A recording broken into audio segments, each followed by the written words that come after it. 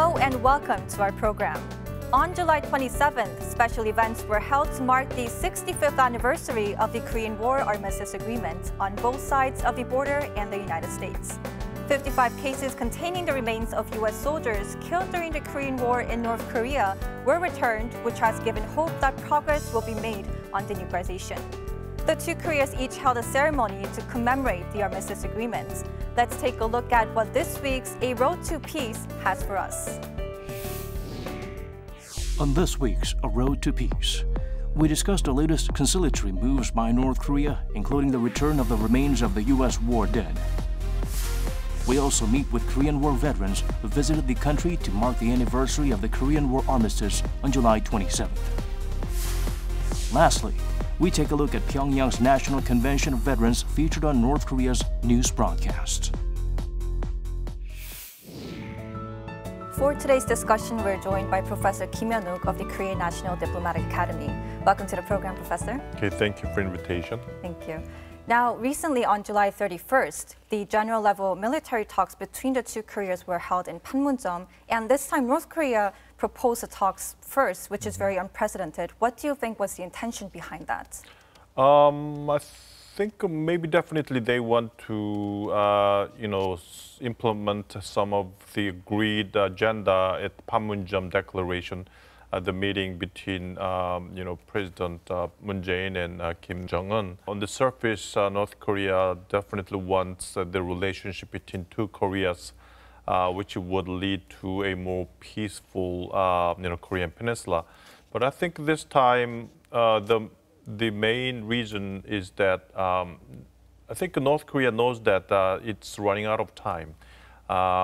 If time goes by, the U.S. will continue its sanctions, would not cancel out the sanctions on North Korea. And as time goes by, it is North Korea that will suffer the economic distress in domestically. And Kim Jong-un knows that. And so I think Kim Jong-un wants to remove sanctions on North Korea as soon as possible by any measures that's enabling the sanction lifting. It requested to Secretary Pompeo when he visited Pyongyang clearly that it wants the declaration of the end of Korean War, I think, which would be very good momentum for the ultimate canceling of the sanctions on North Korea. But the U.S. is not changing its posture, so I think it's time that North Korea is trying to move South Korea, moving South Korea into a direction by which South Korea would break some of the sanctions indirectly on North Korea, so that the international community's sanction moves will be invalidated ultimately. So you're saying that South Korea may have a key role lifting up the sanctions, right? Then would it have a big role in declaring an end to the Korean War as well? The recent, attitude of Korean government has changed. It has excluded China from the partners of the declaration, but I'm not sure what's the reason. Maybe China wanted to be participant, or North Korea thinks that it would be good to have China included as a participant of the declaration. Anyhow, the recent announcements by Kang Kyung-hwa, the foreign minister, is that South Korea is seriously considering China to be an active partner of the declaration, and also trying to push for the declaration to be implemented within this year, maybe sometime like September at the United Nations General Assembly or something like that. So I think, at least South Korea is moving towards declaration. And new attitude is that declaration might be a good incentive to bring North Korea's denuclearization moves rather than denuclearization first, which is the policies of the United States towards North Korea. So I think under the current, modifications of the South Korean government's policies, I think North Korea thinks that this would be a really important, bridge that can be leading to the U.S. posture change towards North Korea. Then, Professor, how would you rate the overall results of the general-level military talks? In lump sum, I think they have agreed upon three, principal agenda, which is about to disarmament issues of the joint security area, which I think in principle both sides agreed. and also to withdraw the military assets from the, for example, guard posts within the demilitarized zone, and also to work together to find the remains of the maybe American or South Korean or North Korean remains within the demilitarized zone. Fourth agenda, which I think was about to make a more peaceful efforts in the northern limit in the West Sea, I don't think they have been in agreement in principle yet. So I think they are going to touch upon these issues on in the future, more detailed, so that they would come up with some kinds of joint statement agreement. So I think it itself is a meaningful meeting, I think. Now, speaking of the remains, North Korea returned the U.S. war dead on the anniversary of the Korean War Armistice. And U.S. President Donald Trump repeatedly thanked North Korean leader Kim Jong-un for that. But technically, it doesn't have anything to do with denuclearization. Why do you think Washington is putting so much emphasis on the repatriation? Donald Trump doesn't have any choice but just to continue its talk with North Korea. Maybe if Trump realizes that Kim Jong-un does not have any intentions or not serious to dismantle its nuclear program, maybe Trump will break the frame and walk out of the negotiations, normal talks with North Korea, come back to the maximum pressure, military options possible. But for now, at least until the midterm election, which is scheduled in early November, I think Trump wants to use this frame between the U.S. and North Korea for his domestic purposes, right? So even though a lot of elites and media and elites' opinions within the United States, and also some policymakers like Bolton or Pompeo, many congressmen are critical and skeptical about the sincereness of North Korea to denuclearize itself, touting, as you mentioned, that this kinds of remains repatriation issue is something subsidiary, not a core issue, which is about the denuclearization. Trump wants to, continue this frame and just kind of pushing North Korea to do something more positive. At the same time, working level, there will be very hard line and very tough on North Korea to do something to move North Korea into the denuclearization issues. So I think this kind of domestic political reason is something that makes Trump to go for it. Then, Professor, do you think that given the latest developments between Pyongyang and Washington, it's too early to say that the denuclearization talks are back on track? It was on track already. They have been talking about the issue. The important thing is that when would North Korea have more serious on denuclearizing itself? They're talking about it, but they even come up with some kinds of approaches of step-by-step, simultaneously, making implementations. And the U.S. is doing the same thing. They're kind of there, and they're doing things simultaneously. The thing is that you should do first, okay? North Korea thinks that we've done too much. It's your turn. The U.S. has to do something, declaration issues.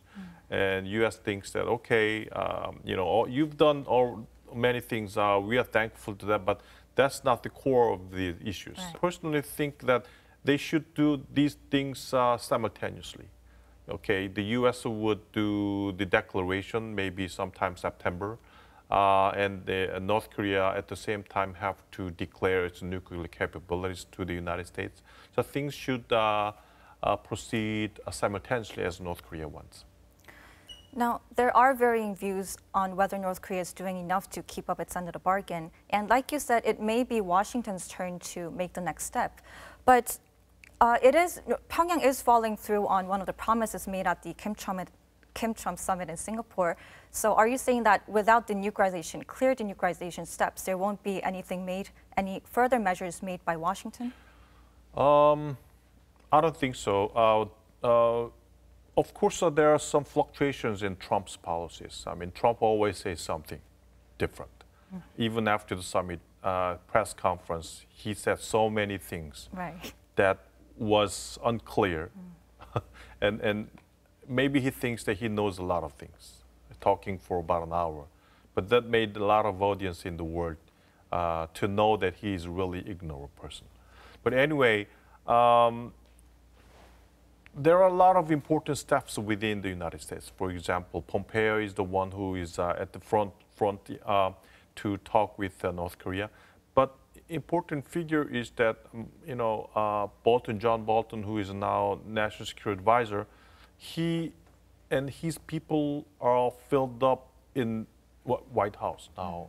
A lot of his people, I think they're very hardline on North Korea, are joining his team, and I think that means that more and more toughness on North Korea is increasing within the White House and Trump government, which means that there would be no easy negotiations with North Korea.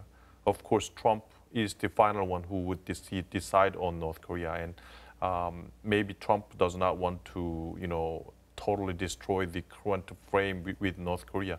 But that doesn't mean that Trump will go easy with North Korea on denuclearization issues.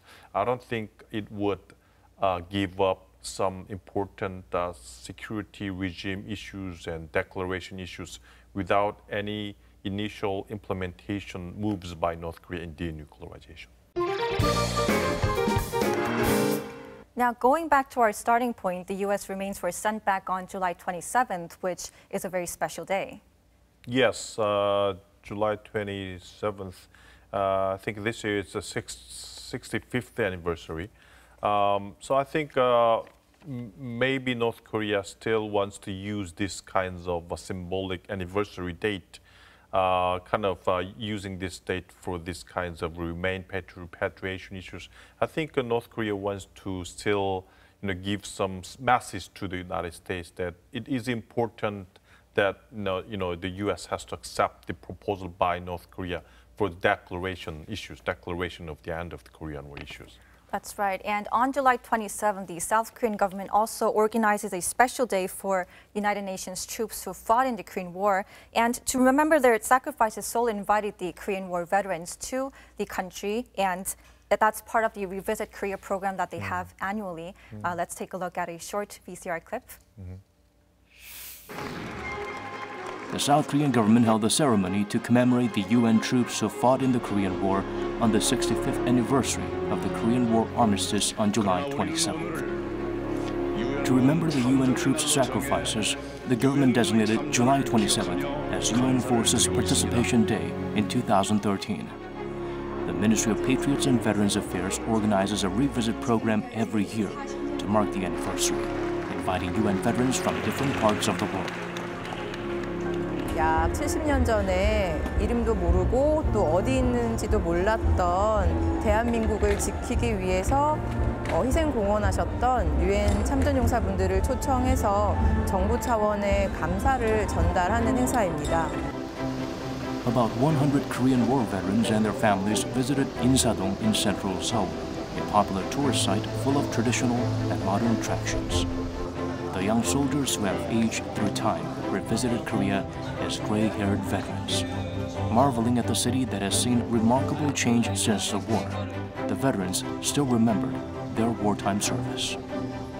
And a lot of the time, the shells, the North Korean shells, were either short of the ship or just over the ship.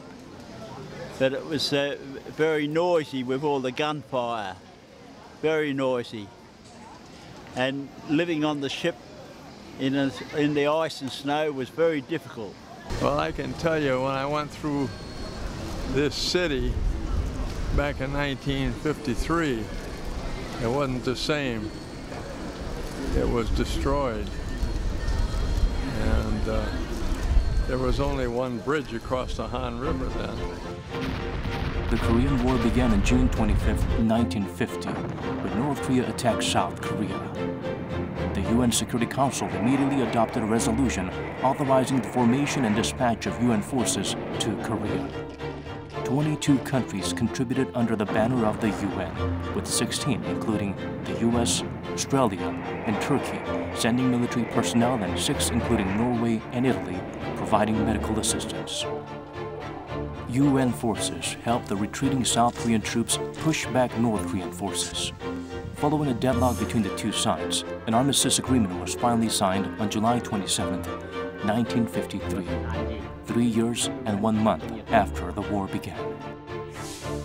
The veterans had to endure years of hardships while witnessing the horrors of the war firsthand. The veterans had to endure years of hardships while witnessing the horrors of the war firsthand. Their sacrifices and selfless dedication allowed Korea to rebuild from the rubble of war. I'm proud to be here and enjoying this beautiful city of Seoul, and I congratulate everyone here, and I wish all the youth will take their country and keep developing it more and more so that we can see such beauty in your country. I'm proud to have served here. 감사합니다.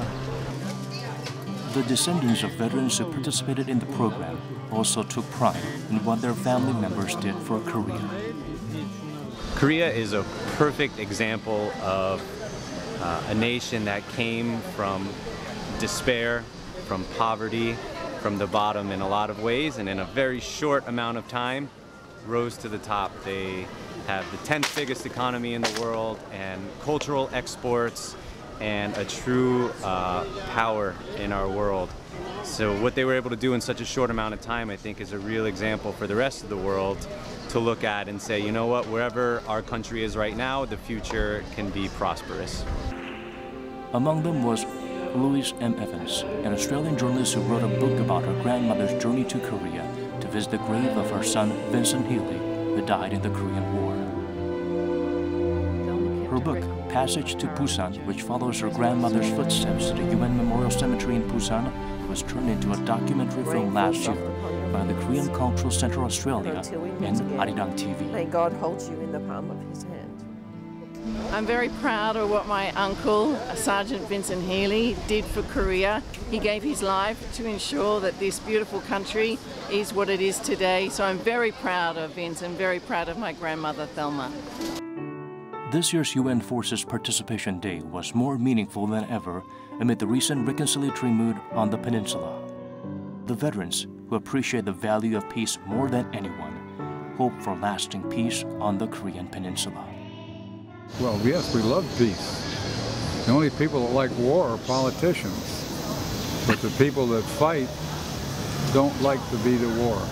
Well, we have democracy here, but we do not have peace. It would mean a great deal to me and to my family and to everybody if there was finally peace on the Korean Peninsula. This is our hope. Efforts are ongoing to bring peace to the Korean Peninsula to make sure Korean War veterans' sacrifices are not in vain. The Revisit Korea program is a very annual event, but I think this year it has even more meaning for the organizers as well as the participants. What were your thoughts after seeing the messages made by the veterans of the Korean War? Maybe they have been visited South Korea before, but if some of them have visited South Korea first time ever since they have been here for the Korean warfare, I think their surprise would be really high. I mean, South Korea has established such a tremendous economic development and democracy. I think they will be really happy and proud of what South Koreans have done, and also proud of themselves to make South Korea to develop this way. I mean, it's their honor and their contributions. I think it's very, very important. Right, I can only imagine what kind of thoughts crossed their minds when they first stepped onto the land. Now, North Korea too celebrates July 27th as Victory Day, and this year they had a kind of a different ceremony than before. Let's take a look at North Korea's KCTV footage on this special event. 위대한 조국해방전쟁 승리 65돌을 맞으며 제5차 전국 로병대회가 7월 26일 혁명의 수도 평양에서 진행됐습니다. 대회에는 위대한 조국해방전쟁과 사회주의 건설대전에서 불멸의 위운을 떨친 전쟁 로병들과 전시공로자들이 참가했습니다. 대회에서는 로병들을 대표하여 조국해방전쟁 승리기념관 강사 전구강 동지가 새 세대들에게 당부하는 발언을 했습니다. 저는 먼저 꿈에도 생각지 못했던 이렇듯 성대하고 의깊은 대회에 우리 로병들을 또다시 불러주시고 당중앙위원회 이름으로 축하문까지 보내주시며 최상의 영광과 행복을 안겨주신 경의하는 최고 영도자 김정은 동지께 다함없는 고마움의 인사를 삼가드립니다. 경의하는 최고 영도자 동지께서는 당과 조국에 대한 불타는 충정심과 열렬한 애국심을 안고 용감히 싸워 승리의 치리치를 안아온 1950년대 초광의자들의 불멸의 위훈이 있었기에 오늘 우리 공화국은 전엄 높은 인민의 나라로 위용떨치며 사회주의 강국의 영마루를 향하여 힘차게 전진하고 있다고 하시면서 전체 전쟁 노병 동지들에게 머리 숙여 뜨거운 인사를 드리셨습니다. Now, Professor, we just saw a clip on the 5th National Convention of Veterans to commemorate the Victory Day. Of the 5 conventions held so far in North Korea, 4 of them were held by North Korean leader Kim Jong-un. What do you think his intentions are in making a lot of effort into recognize and honor the veterans? Historically, the purpose would be to mobilize the military people and give them some good incentives, make them much more mobilized. And I think this would be a very important contribution to the power consolidation of Kim Jong-un, and also make them to be more the so-called the war mood atmosphere, kind of making them to be more ready for the war with the United States, because you know, the North Korea completed the nuclear capabilities until last year, and this year they have changed the policy towards economic development. So the major part of the policies of North Korea until the end of last year was to focus on the military development and nuclear development.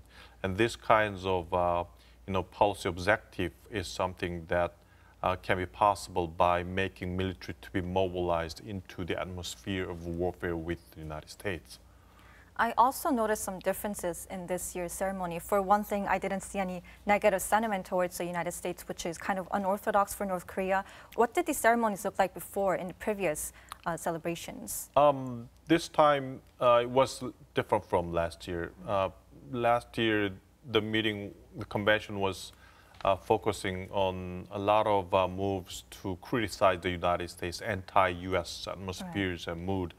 This year, there was no things like that. I mean, did not really talk about or criticize or the United States, focused on the meeting itself. A lot of, you know, detailed and several kinds of meetings they have done. As I have mentioned, the Kim Jong-un has begun a new policy this year, kind of focusing on the economic development rather than military issues. So I think the military group within North Korea might have a lot of complaints, I think. I mean, and also they have some kinds of you know, doubts about what Kim Jong-un is doing. I mean, okay, the leader Kim Jong-un is now trying to, you know, give up our military, you know, assets, you know, nuclear weapons. They're talking with the United States. U.S. has been a major threat of North Korea, and a lot of conservative military would kind of doubt why Kim Jong-un is doing that. So I think that this year, you know, Kim Jong would focus on kind of satisfying those, you know, military people and kind of move them to get their, you know, toughness and then the complaints and all that kind of issues. Something that he's focusing on, I think. Right, I think, and a lot of the recent developments on the Korean Peninsula were reflected on this year's anniversary for the Korean War Armistice. Mm-hmm. Thank you, Professor, for sharing your insights with us today. Okay, thank you very much. Thank you. This is all we have for you today. We will be back next week. Thanks for watching.